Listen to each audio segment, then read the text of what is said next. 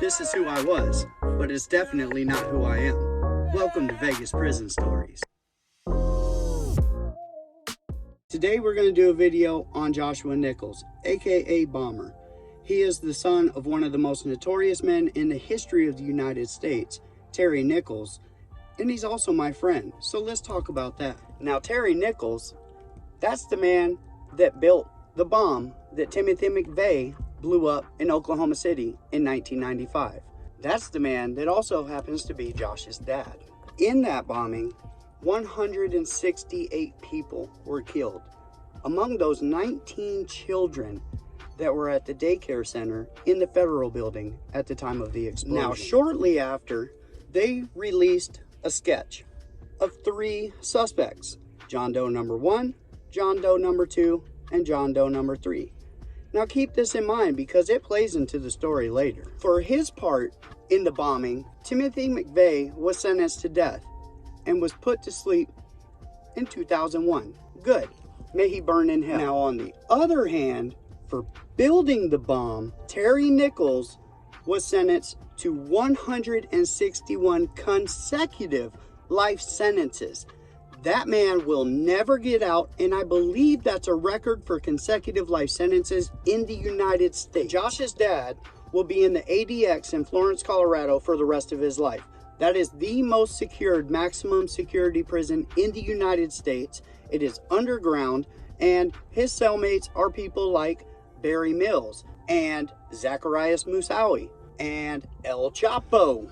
I talked to Josh a lot about his dad, and one night he told me that he had heard that they did that because there was an informant from their group that was testifying in that building that day. Now, when I met Josh, we had all kind of started to call him Bomber. When I saw that it got to him, I stopped calling him Bomber, and I've always called him Josh. Everybody else in the streets of Vegas knows him as Bomber, and I just don't think that's right. Now, we were both highly talented car thieves. It was like a competition between the two of us to see who could get the best car or the most cars or both every single day. So one day I'm at my house and I have my friend JT there. He had just been shot in the leg and he was kind of hiding out there to heal. He brought over 4 white fence members so that we can make a drug deal. Now, in the middle of all of this, Josh shows up to my house like every other day. He knocks on the door.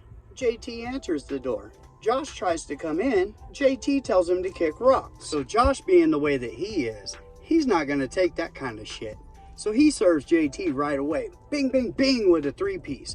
It's on. Now, me and the white fence members, we're over in the living room. So we come from around the corner just in time to see JT laying on top of Josh with his back against Josh's chest. Josh is trying to gouge out JT's eyeballs, and JT has Josh hooked by his lip. They're trying to get it. So we get to breaking them up. We get them broken up. I grab Josh. I throw him out the door. They grab JT, take him back. Now, at this time, Dopey from White Fence walks up to the door. He has his 357 in his hand, and he peeks out the door, the peek hole, so that he can make sure that Josh is gone. Then he opens the door and kind of peeks out. Well, at this time, the neighbor sees him with a gun. Now, we all go back to what we were doing, talking about what we were talking about. And then all of a sudden, we hear the helicopter. I run and look out of the window, and what do I see? Cop cars all the way around my house. Guess what? We're about to have a really bad day. So I hurry up, run over, I grab all the cash, all the drugs, I run upstairs. I have a little secret compartment that I had built into my walk-in closet that makes it look like it's a part of the closet. If they don't bring the dogs, I'll be all right. So I'm wearing a white shirt and Dopey's wearing a white shirt. They yank us all out. They say, "Which one of you has the gun?"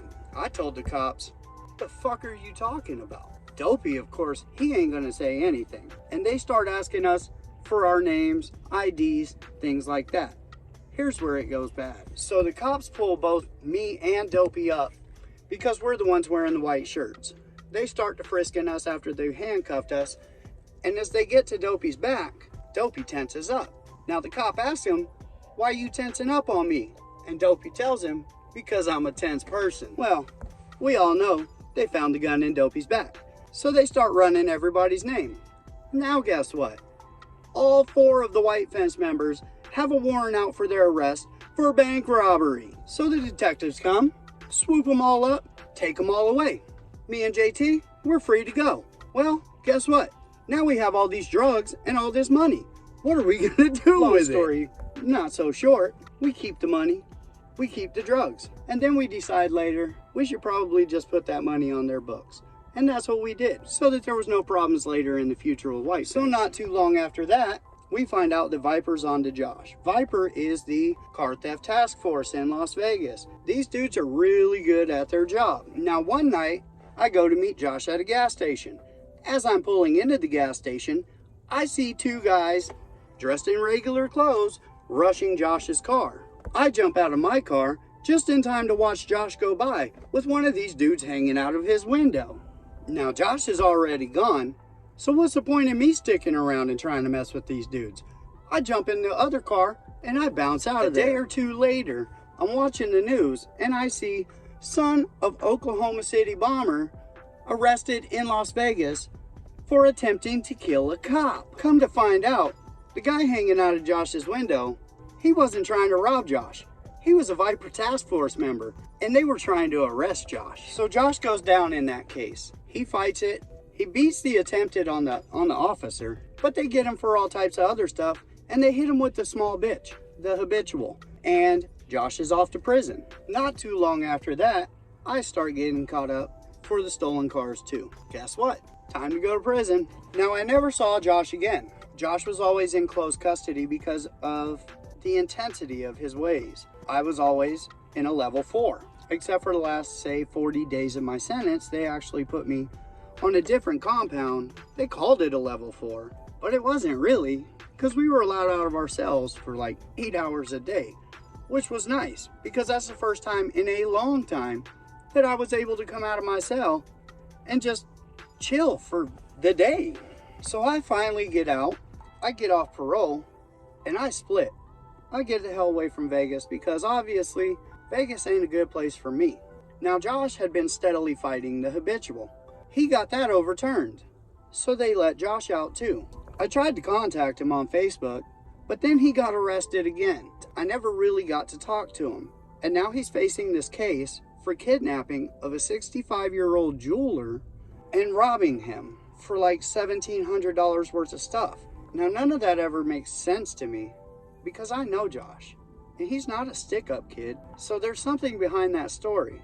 But I can't really talk about stuff like that right now, and I don't want to speculate because it's an open case that he's about to start trial on. I do know this. They've come at Josh really hard in Las Vegas.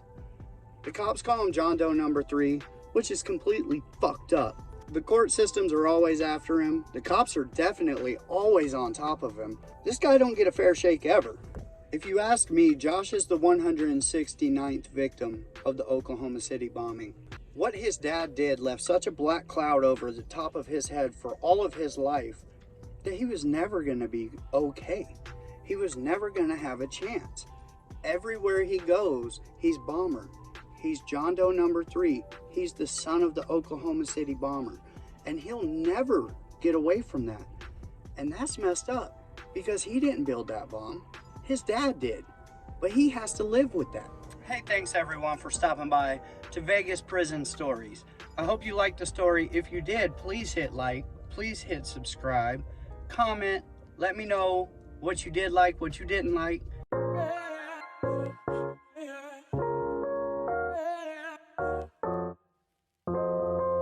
This is who I was, but it's definitely not who I am. Welcome to Vegas Prison Stories.